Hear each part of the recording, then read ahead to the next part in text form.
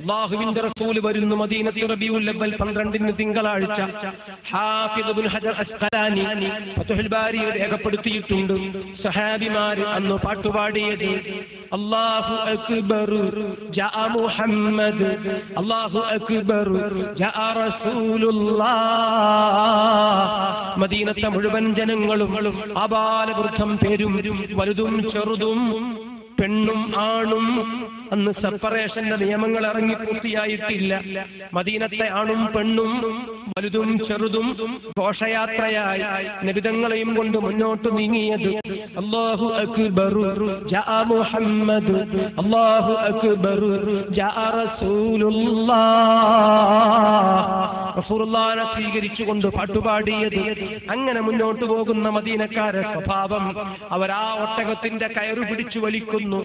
എന്നിട്ട് പറയുന്നു, എന്റെ വീട്ടിൽ വരണം, എന്റെ വീട്ടിൽ വരണം, യാ റസൂലല്ലാഹ് ഇലാ ബൈതി. എന്റെ വീട്ടിൽ വരുമോ? എല്ലാ ഒരുക്കങ്ങളും ഉണ്ട്, അവിടെ താമസിക്കുമോ എന്ന ചോദ്യം. ആ വല്ലാത്ത സ്നേഹം നബിതങ്ങൾ അനുവദിച്ചുവെങ്കിലും, അവരെ നിർബന്ധത്തിൽ നബി സല്ലല്ലാഹു അലൈഹി വസല്ലം തങ്ങൾ സന്തോഷിച്ചുവെങ്കിലും, ഒറ്റക്കാര്യം അന്ന് പറഞ്ഞത് ഈമാനുള്ളവർ ഗൗരവത്തോടെ കേൾക്കണം, ബാക്കി ആരും കേൾക്കണമെന്നില്ല. ഈമാനുള്ളവർ കേൾക്കണം. നബി സല്ലല്ലാഹു അലൈഹി വസല്ലം തങ്ങൾ അന്ന് പറഞ്ഞു, ആരും എന്റെ ഒട്ടകത്തെ പിടിച്ചു വലിക്കരുത്, ബുദ്ധിമുട്ടാക്കരുത്. എന്നിട്ട് പറഞ്ഞു, ഇന്നഹാ ദറുഹാ ദഉഹാ ഫഇന്നഹാ മുൽഹമ ഖാല മുഹമ്മദുർ റസൂലുള്ളാഹി. എന്റെ ഒട്ടകത്തെ ആരും പിടിച്ചു വലിക്കല്ല, ആരും അതിന്റെ കടിഞ്ഞാണൊന്നും പിടിച്ചു ബുദ്ധിമുട്ടാക്കല്ല. എന്റെ ഒട്ടകത്തെ ആരും പിടിച്ചു വലിക്കണ്ട. ഞാൻ ഏതു വീട്ടിൽ പോകണമെന്ന്, എവിടെ താമസിക്കണമെന്ന്, എവിടെ ആതിഥ്യം സ്വീകരിക്കണമെന്ന് ആ മൃഗത്തിന് അല്ലാഹു പഠിപ്പിച്ചിട്ടുണ്ടെന്ന് ത്വഹാ മുഹമ്മദുർ റസൂലുള്ളാഹി. റസൂലുള്ളാഹി സ്വല്ലല്ലാഹു അലൈഹി വസല്ലം തങ്ങളുടെ ഒട്ടകം പോലും സാധാ ഒട്ടകമല്ല. ഈമാനുള്ളവരെ മനസ്സിലാക്കണം. അല്ലാഹുവിന്റെ റസൂലിന്റെ ഭാര്യമാർ, യാ നിസാ അൻ-നബി ലസ്തുന്ന കഅഹദിൻ മിനൻ നിസാ. നബി പത്നിമാരെ, നിങ്ങൾ സാധാ സ്ത്രീകളല്ല. പരിശുദ്ധ ഖുർആൻ നബി മുഹമ്മദുർ റസൂലുള്ളാഹി സ്വല്ലല്ലാഹു അലൈഹി വസല്ലം അവിടുത്തെ ഭാര്യമാർ സാധാ സ്ത്രീകളല്ല.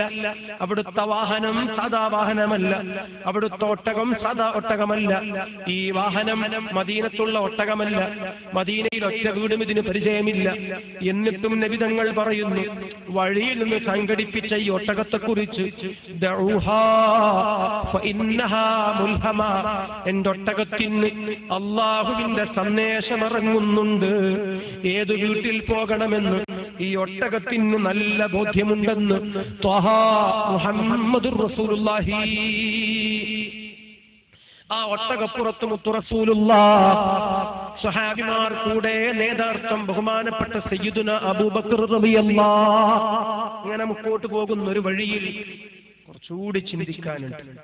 ഈമാനും കുഫ്റും അവിടെ വേർതിരിയും, യുക്തിവാദവും മതവിശ്വാസവും തമ്മിലവിടെ വേർതിരിയും. എന്താ ചിന്തിക്കാനുള്ളത്? അങ്ങാടിയിലൂടെ മൃഗങ്ങളെ നടക്കാൻ വിട്ടാൽ, റോഡിലൂടെ വല്ല മൃഗങ്ങളെയും അങ്ങനെ തെളിച്ചു വിട്ടാൽ എന്താ സംഭവിക്കല്? മുമ്പേ ഗമിക്കുന്നൊരു ഗോവുതന്റെ പിമ്പേ ഗമിക്കും ബഹുഗോക്കളെല്ലാം.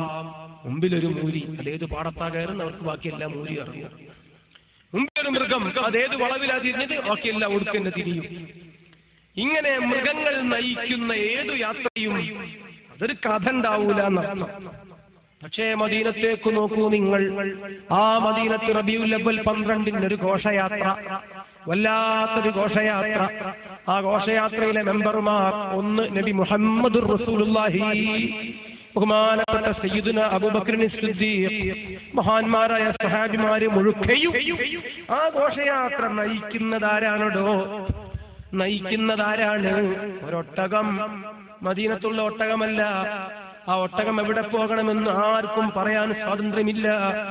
ആ ഒട്ടകം അതിന്റെ വഴിയിലൂടെ അങ്ങനെ പോകുന്നു. അല്ലാഹുവിന്റെ റസൂലിന്റെ ഒട്ടകമാണ്. ഈമാനുള്ളവരെ വഴി നടത്താൻ അത് മതിയാകും. അതിന്റെ വഴിയിൽ മുഅ്മിനീങ്ങൾ സഞ്ചരിച്ചോളൂ. നബിതങ്ങൾ പറഞ്ഞില്ലേ, ഇന്നഹാ മുൽഹമാ, എന്റെ ഒട്ടകമാണോ, സാധാ ഒട്ടകമല്ല, ആ ഒട്ടകത്തിന് റബ്ബിന്റെ സന്ദേശം ലഭിച്ചുകൊണ്ടിരിക്കുന്നുണ്ട്. ഏതു വഴിയിൽ അത് പോകണമെന്ന് റബ്ബ് അതിന് പറഞ്ഞു കൊടുക്കുന്നുണ്ട്. മുത്തു റസൂലുള്ളാഹിന്റെ ഒട്ടകമാണെങ്കിൽ ഈ സമുദായത്തെ നയിക്കാൻ ആ ഒട്ടകം തന്നെ ധാരാളമല്ലേ? വിശ്വാസമുള്ളവർക്കത് മനസ്സിലാകും. അല്ലാത്തവർ യുക്തിവാദികളെ വഴിക്ക് അവർക്ക് പോകാവുന്നതാണ്. പടച്ചവൻ കാത്തുരക്ഷിക്കുമാറാകട്ടെ. മദീനത്ത് വന്ന് പ്രസംഗിച്ച പറഞ്ഞുവച്ച ആദ്യത്തെ വാചകമാണ് ഞാൻ നിങ്ങൾക്ക് പരിചയപ്പെടുത്തിയത്. ഈമാനുള്ളവർ ഈ ഈമാന്റെ ഭാഷയിൽ സംസാരിക്കണം, ചിന്തിക്കണം.